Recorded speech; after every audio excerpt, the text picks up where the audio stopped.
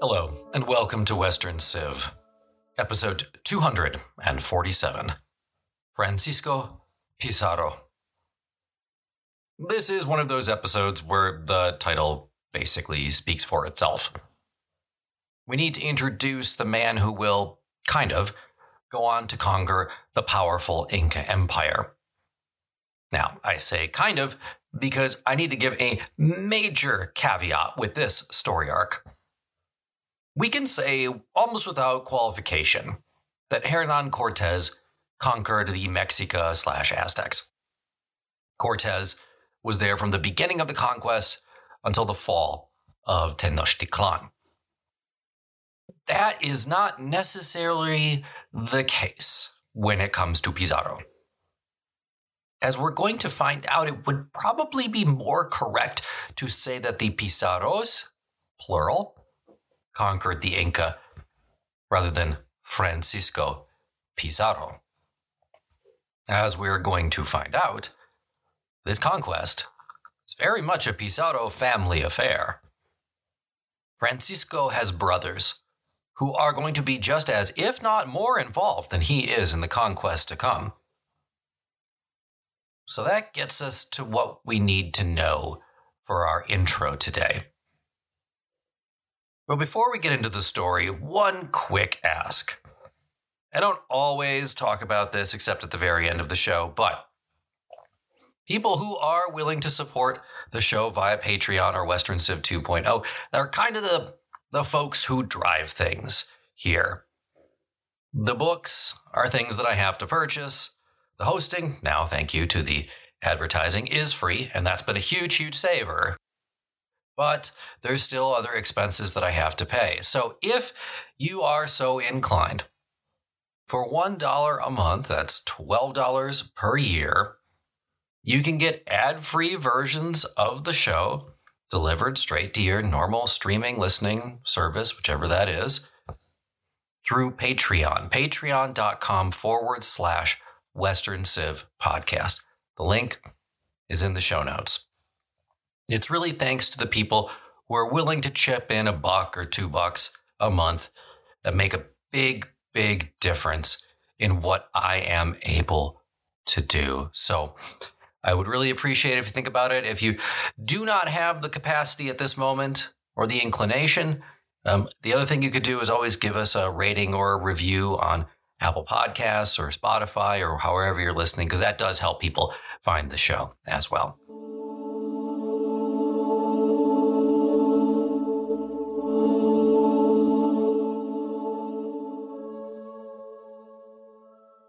Francisco Pizarro was shaped by the region he grew up in. It's called Extremadura in western Spain. For the record, for those of you familiar with the topography of Spain today, Extremadura is now the modern provinces of Badajoz and Cáceres, and it's still the poorest region of Spain today. But it would be, of course, wrong for me to speak of Spain at this point, let alone provinces. Pizarro would have considered himself a citizen of Castile. Castile and Aragon still wouldn't formally be merged and wouldn't really become a country until after Pizarro's death. For ease in some of these episodes, I want to make it clear I'm going to refer to Spain, and will today, for the balance really of this episode, but know that I do that so that you, as the listeners, can more easily understand the story today, not because that is what Pizarro would have thought. Now, Extremadura was arid and unsuitable for just about anything that made money in the 15th century. The region was known for producing good mercenaries, or at least lots of mercenaries, but that's about it.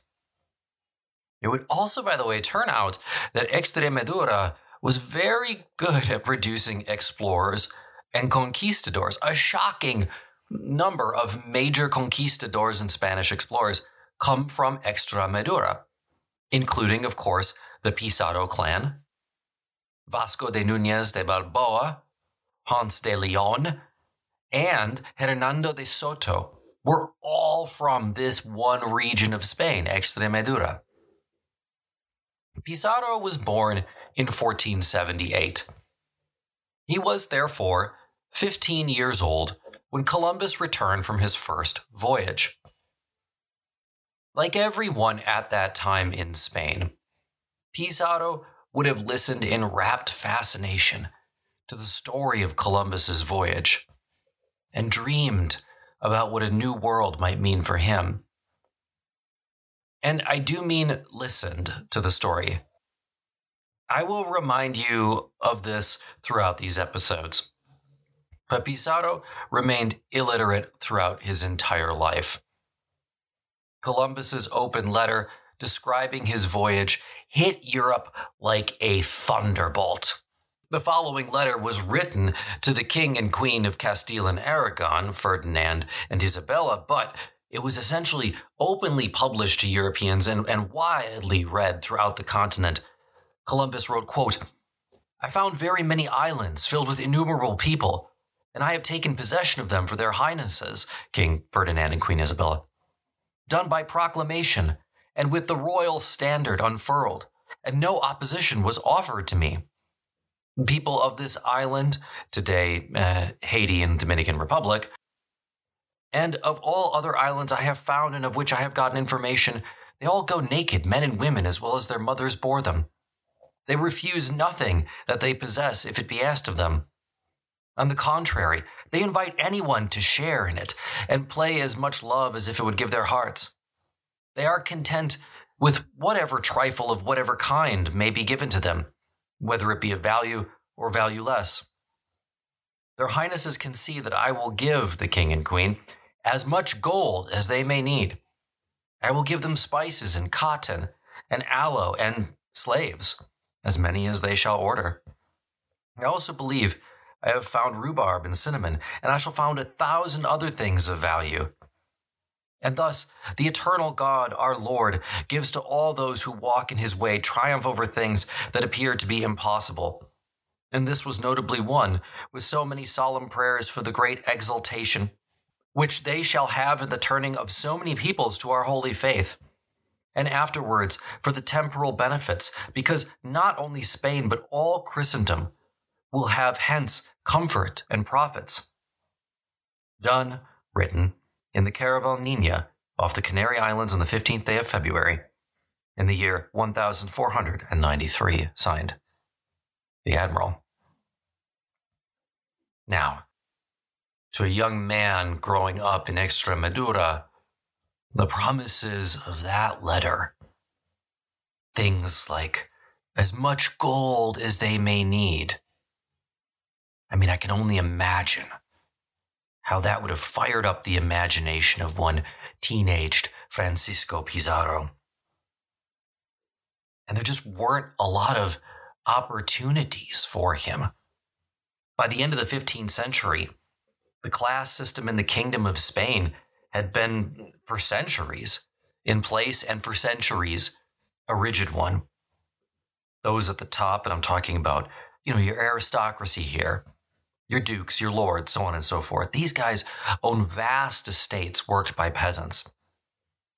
They enjoyed all the privileges and social prestige of the late 15th century Spanish kingdoms. And I do mean legally, too, at this point, because Spain, even as it transitions out of a feudal system, codifies in very legal ways this class division. Those at the bottom, the peasants, the artisans, generally speaking, everyone who did manual labor, usually remained in the same class to which they were born.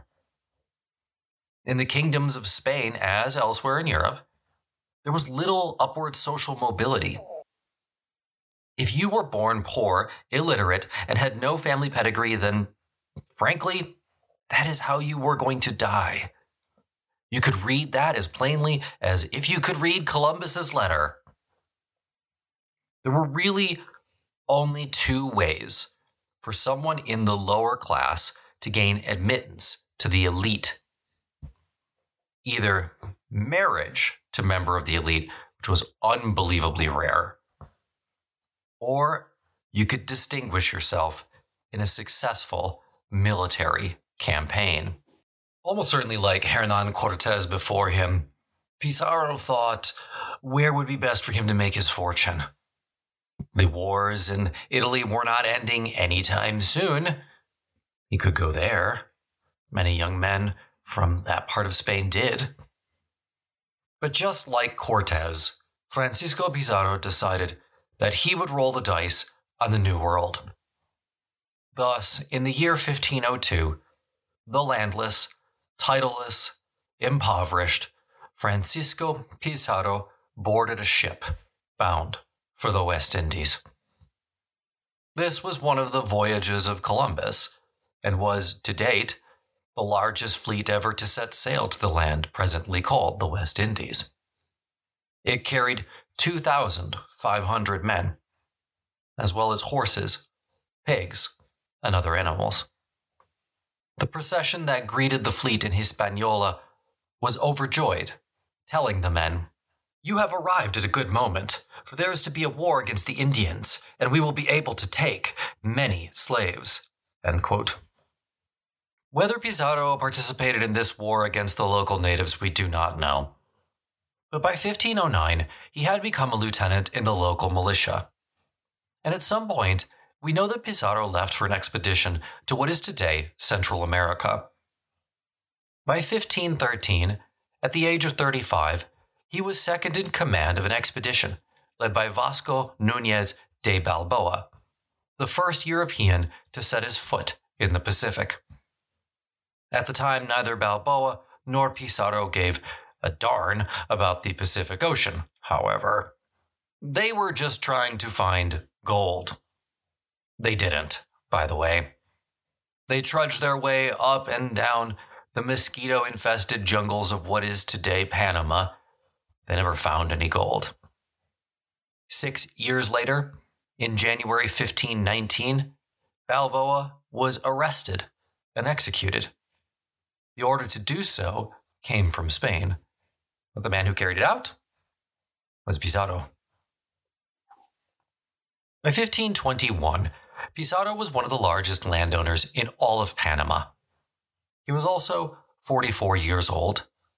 He had just received an encomienda, essentially a plantation, that came with 150 native servants.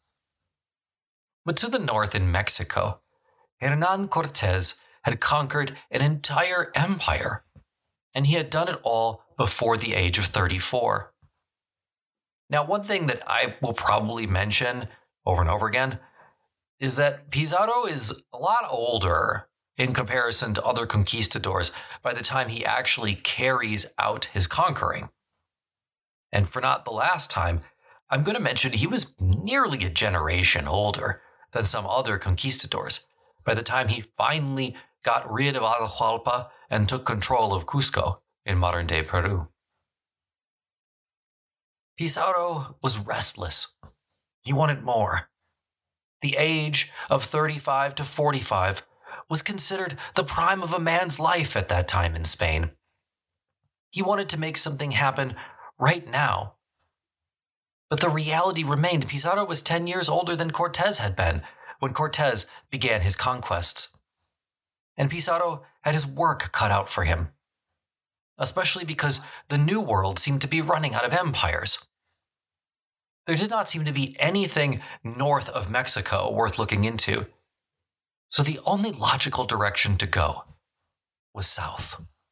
By 1524, 3 years after Cortes's conquest, Pizarro had formed a company with two partners, Diego de Almagro, a fellow extremo, and a local financier named Hernando de Luque. We won't talk about him very much. The three men were following an economic model that had originated in Europe and was now spreading throughout the Spanish colonies in the Caribbean, the private corporation. By the early 16th century, Spain had gradually transformed from the age of feudalism to the age of capitalism. Under feudalism, all economic activities centered upon the manorial estate, owned by a lord who had been given his land grant or fief or benefice by a king, to whom the lord owed his allegiance. Other than the lord and his family, maybe a parish priest, and perhaps a few administrative officials, the entire population of a feudal estate consisted of serfs. These people who worked on the land, by and large, could not leave the land and created surplus agricultural produce for the lord and his family. It was a system as rigid as it was simple. The lord and his family did no manual labor, living at the peak of the social pyramid, while the peasant masses scratched out a pittance living below. Eventually, however, mostly thanks to gunpowder, lords' castle walls were no longer the impregnable fortress that they were in the 1400s. Thus, they could no longer offer protection to their retinue of serfs. Gradually, these serfs migrated to towns and cities, where commerce and the idea of working for a profit had begun to flourish. Men now often joined forces, pooling their resources, setting up companies, and hiring workers who were paid a wage.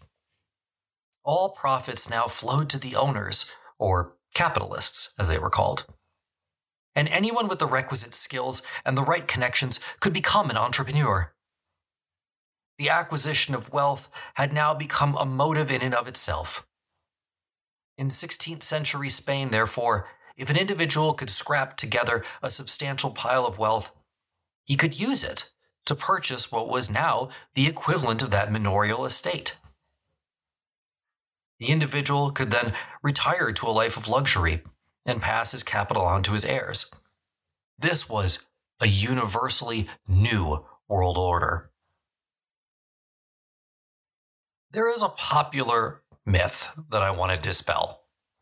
The myth that the conquistadors were sent forth by the Spanish king in order to expand an emerging Spanish empire, and that these were professional soldiers who were all financed by the king. Nothing could be further from the truth, ladies and gentlemen. Nothing. In reality, and we saw this with Cortez, the Spaniards who bought passages on the ships headed for the New World were just a representative sample of the people back home. There were cobblers, tailors, notaries, carpenters, sailors, merchants, ironworkers, blacksmiths, blah, blah, blah, blah, blah, blah, even professional musicians. Very few of these men had ever been professional soldiers. In fact, that would be hard because permanent professional armies hadn't even really appeared yet in Europe. And if you wanted to be a professional soldier, the place to be was northern Italy, not the New World. The vast majority of Spaniards traveled to the New World not because they were told to do so by the king, not because they were employees of the king, but as private citizens, hoping to acquire the wealth and status that eluded them at home. Men joined these expeditions, and be blunt here, in the hopes of getting rich. Period. Full stop. And what that means is they hoped to find a large population of natives in order to strip them of their wealth and live off their labor. This was not a nice system, and I don't think any historian has ever said that it was.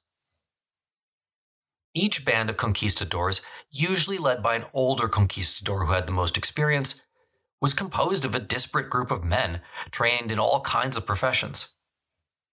None would get a payment or a wage for participating. The idea was that if you participated, you got a share in the profits gained by the conquest of the pillage, according to whatever you had invested in the expedition. That's going to be important, by the way, as we're going to see in this story. If you show up too late to the party, you don't get a share in the spoils. Now, if the same man provides things of use, like a horse, of course, you're going to get a much larger share. But that's not necessarily the rank and file. The leaders of most conquest expeditions, beginning in the 1520s, formed a company that was normally drawn up as a contract and notarized. This wasn't a group of feudal knights saying oaths of loyalty and riding off into the sunset. This was a corporation. The participants thus became partners in the company and were the equivalent of shareholders. Unlike companies dedicated to providing services or manufactured goods, however, it was understood from the outset that the Conquest Company's economic plan was predicated upon, and again I'm going to be blunt, murder, torture, and plunder. Conquistadors were never paid soldiers, never emissaries of some distant Spanish king. Charles V didn't have the money to pay anybody. He got a fifth share of the profits for doing nothing, and he liked it that way. Wouldn't you? These were autonomous participants in a new kind of capitalist inventure. In short, to be honest with you, they're little more than armed entrepreneurs. By 1524, the then 46-year-old Pizarro and his two partners had formed a conquest company called the Company of the Levant. Remember, these conquistadors still believed they were doing God's work in all of this. The two captains of the enterprise, Pizarro and Almagro, had participated in expeditions together since at least 1519. This was an incredible amount of experience for the times. Cortés had virtually no hands-on experience when he set out to conquer Mexico. By his standard, Pizarro would be considered a grizzled veteran. Even Almagro had been in the New World for over a decade, though his conquistadoring experience was decidedly less than Pizarro. But Almagro was a genius organizer. His job was to provision the upcoming expedition. As one Spanish chronicler put it, Almagro was, quote, a man of short stature with ugly features, but with great courage and endurance. He was generous, but was conceited and given to boasting, letting his tongue run, sometimes without a stop. He was sensible, and above all, was greatly afraid of offending the king, ignoring the opinions that others may have of him. I, the chronicler, will only say that he was born of such humble parentage that one could say that his lineage began and ended with himself, end quote. That is to say, like Pizarro, Almagro was illiterate and a bastard. Now, for a number of years, the Europeans in the New World had heard rumors of this fabled golden land to the south. Somewhere south of Panama City, so the legend went, there was an empire so wealthy it put Mexico to shame. In the early correspondence, this land is referred to as Viru with a V or Biru with a B, which is how the modern-day country gets its name, Peru. Pizarro and Almagro decided to have a crack at finding this land in 1524. But after a year, they turned around, having found nothing. I know this is so hard for us to understand today because we look at a map and it's just so obvious where South America is. But we need to remember that these Europeans, at least, had no clue how large South America was. And I mean, it's to put it by comparison, heck, even in 1800, Europeans and then Americans still hoped that there was a water route from the east to the west coast of North America, and there wasn't. And Pizarro is operating almost 300 years earlier. But the two men refused to be deterred. In 1526, Pizarro and Almagro set out on another expedition. This one would last 2 years until 1528. This was a larger expedition with 160 men. This time, Pizarro and Almagro sensed they might be onto something. Soon, off the coast of what is Ecuador today, the crew was surprised to see a sail in the distance. They'd never seen anything like this in the Caribbean. As the Spaniards drew nearer, they were astonished to find a giant ocean-going balsa wood raft powered by finely woven cotton sails and manned by numerous native sailors. 11 of the 22 natives on board immediately leapt into the sea. The Spaniards captured the rest. After seizing the contents of the mysterious vessel, the delighted entrepreneurs later described their first haul of booty in a letter that they sent back to King Charles. Quote, they, the Inca, were carrying many pieces of silver and gold as personal ornaments, and also crowns and diadems, belts, bracelets, leg armor and breastplates, tweezers, rattlers, strings and clusters of beads, rubies, mirrors adorned with silver, and cups and other drinking vessels. They were carrying many wool and cotton mantles and other pieces of clothing, all richly made and colored with scarlet, crimson blue, yellow, and all other colors, and worked with different types of ornate embroidery, including figures of birds, animals, and fish and trees. They had some tiny weights to weigh gold in the Roman manner, and there were bead bags full of some small stones of emeralds and other jewels and pieces of crystal. They were taking all of this to trade for fish shells, from which they make counters, coral, colored, and white. They were carrying almost a full shipload of these, end quote. This sea-going raft was Pizarro's real first piece of proof that somewhere nearby a native kingdom had to exist, and it had to be sophisticated. This was a way more sophisticated ocean-going vessel than anything the Spanish had encountered in the Caribbean. Unfortunately, as Pizarro continued, the ship's stores dwindled, and the Spaniards began to get sick. Then one by one they started to die. By the time that 3 or 4 Spaniards were dying a week, their morale hit a low point. Not surprisingly, the men wanted to go back to Panama. Pizarro, however, the sort of co-CEO of an expedition that had just found evidence of a possible wealthy kingdom, refused to be deterred. By now he was nearly 50 years old. It had taken Pizarro a quarter of a century to command an expedition for which he stood to gain the lion's share of the profits. As many later chroniclers noted, Pizarro normally did very little talking, but he was strong when it came to action.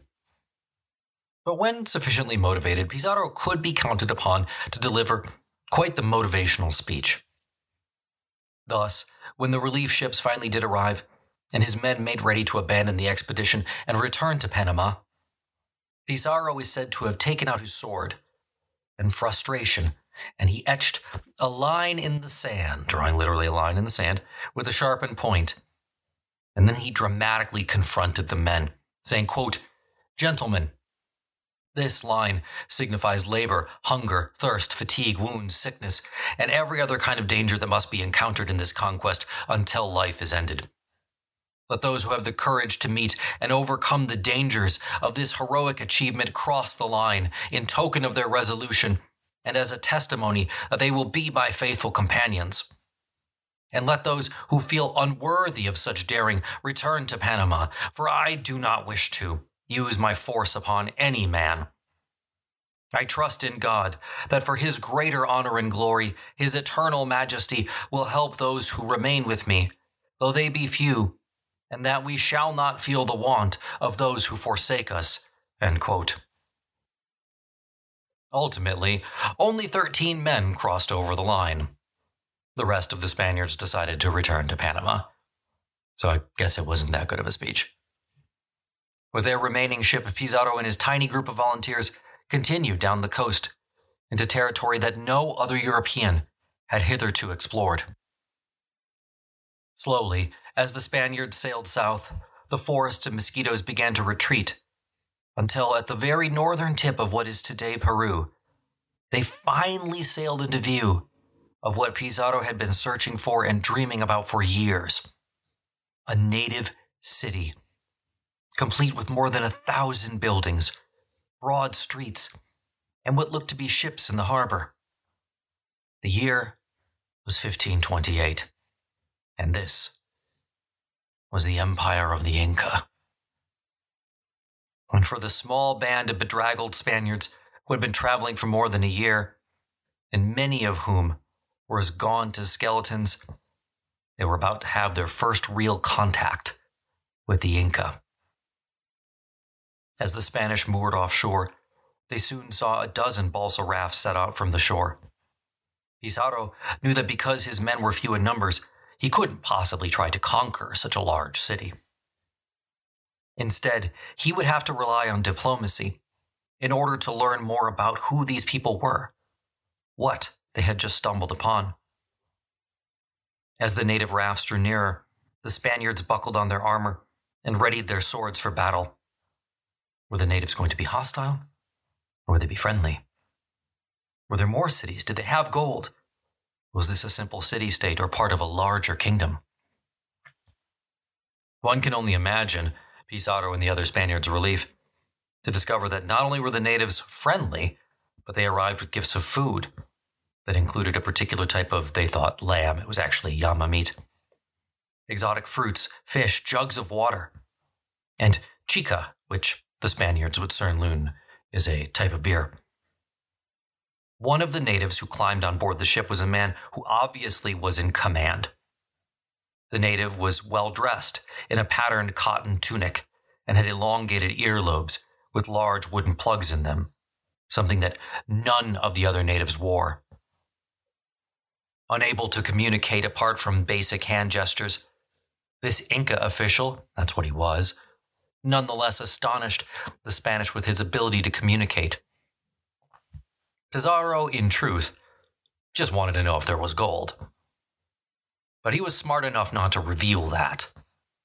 He worked to conceal the true purpose of his mission while simultaneously trying to learn as much as he could about the land and its people. Pizarro presented the Inca official with a few gifts, including 2 pigs. He ordered 2 of his men to accompany the official back to the shore. The Inca inhabitants of the town turned out to marvel at the 2 exotic visitors, one of whom was an African slave. They, quote, all came out to see the sow and the boar and the hens, delighting in hearing the rooster crow. But all that was nothing compared to the commotion created by the black man. Because they saw that he was black, they looked him over and over again and made him wash to see if his blackness was color or some kind of applied confection. But he laughed, showing his white teeth, as some came to see him, and then others, so many that they did not even give him time to eat. He walked here and there, and wherever they went to see him, as something so new, and by them they had never seen before, end quote. And as to the Spaniard, quote, they looked at how the Spaniard, Molina, had a beard that was white. They asked him many things, but he understood nothing. The children, the old and the women, all looked at them delightedly. The Spaniard saw many buildings and remarked on many things, irrigation channels, many planted fields, fruit, and some sheep, actually llamas. Many Indian women, very beautiful and well attired and dressed according to their customs, came to talk to him. They all gave him fruits and whatever they had in order for him to take them to the ship.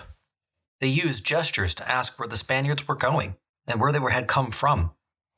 Among those Indian women who were talking to him was a very beautiful lady, and she told him to stay with them, and that they would give one of them to him as a wife, whichever one he wanted.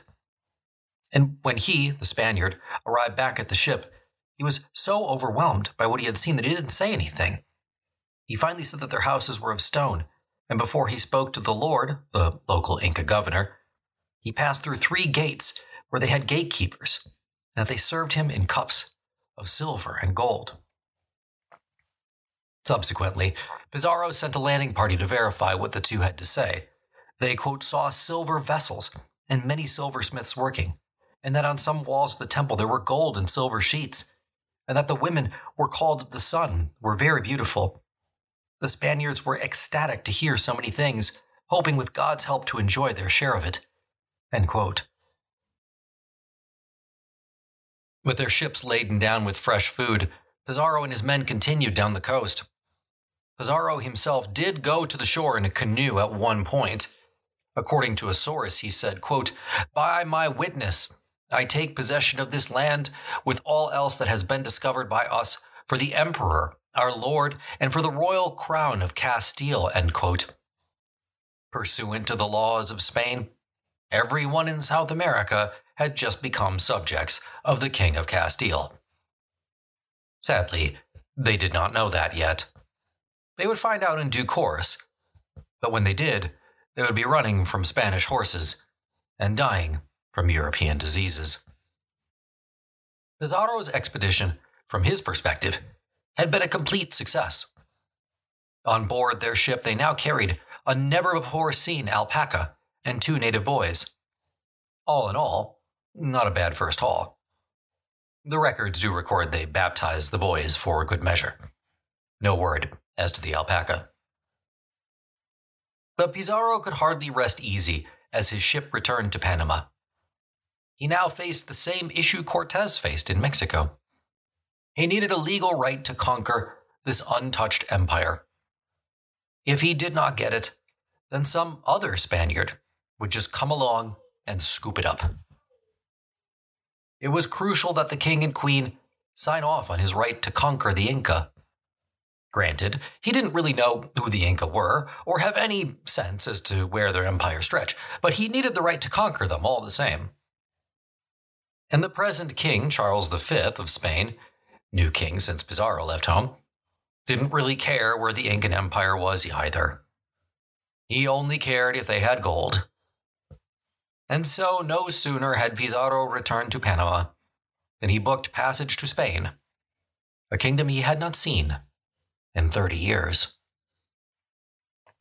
Pizarro reached Seville in 1528, more than a dozen years after Queen Isabella and then King Ferdinand, the 2 monarchs who had sponsored the initial voyage he left on, had died. Their 28-year-old grandson, Charles V, now ruled Spain. It had been nearly 3 decades since the impoverished Pizarro left home. He had come back a significantly richer man. He also came back as one of the most experienced conquistadors in the New World. Pizarro hoped to leverage his discovery of this new and wealthy land he called Peru into the legal right to conquer and rule the same in the name of the king. But he quickly found out that he was far from the man of the hour. The 43-year-old Hernán Cortés had also returned. And he had returned with heaps of treasure that would have impressed Alexander the Great. Pizarro had words and promises. Cortés had gold. I think you can guess who got more attention from the royal officials. There was much Pizarro, though, could learn from Cortés. The bottom line was that Charles V ruled a vast domain, but he was perennially in need of cash. Purchasing the Holy Roman Imperial crown had cost him a veritable fortune. He needed the New World to pay for it. What Pizarro quickly realized was that gold could buy forgiveness. Cortés's spectacular display had had its desired effect. Although Cortés had risked conquering the Aztecs/Mexica with no official permission, King Charles brushed that aside and marveled at everything he was shown, honoring the great conqueror by having Cortés sit beside him. The king then anointed Cortés with the title of Marquis, named him the Captain General of Mexico, granted him a state of 23,000 Mexica vassals, and also granted him 8% of all future profits derived from his conquests. At one stroke of the royal pen, Cortés officially became one of the richest men in Europe, as well as one of the most famous. Now, after having secured royal patronage, Cortés and his conquest would be safe from the predations of other Spaniards. With the visit of Cortés fresh in his mind, King Charles gave Pizarro a friendly reception when he came. Although it had taken him 30 years, Pizarro had clearly moved up in the world. For now the former peasant from Extremadura was having an audience with one of the most powerful rulers in Europe. Charles V was not only the monarch of the kingdoms of Spain, but the ruler of Netherlands, parts of what are now Austria and Germany, the kingdoms of the 2 Sicilies, an assortment of islands in the Caribbean, the Isthmus of Panama, and, thanks to Cortés, Mexico. Before the king and his court, Pizarro brought out the llamas, the native clothing, vessels, pottery, and other goods, and then described what he and his men had seen recently in this explored part of the world. He talked about the well-ordered city he had seen, its buildings, inhabitants, intricately cut stones, and especially the interior walls lined with gleaming sheets of gold. The normally quiet conquistador apparently made a very good sales pitch this time. Because in July of 1529, while the king was on his way to his coronation, Queen Isabella, this is a different Queen Isabella, remember, you think back to the Charles episodes, this is Isabella of Portugal, now married to Charles V. Anyway, she signed a contract stating as follows, quote, "The exclusive right to conquer the unexplored land of Peru. As for you, Captain Francisco Pizarro, because of the desire that you have to serve us, you would like to continue the said conquest and settlement at your own cost and upkeep, so that we are at no time obliged to pay you or satisfy the expenses you might have in it, except what was granted to you in this agreement. First, I give permission and authority to you," that's Pizarro, "that for us, in our name, and in that of the royal crown of Castile, you may continue the said discovery and conquest and settlement of the province of Peru, up to 200 leagues, about 700 miles, of land along the same coast.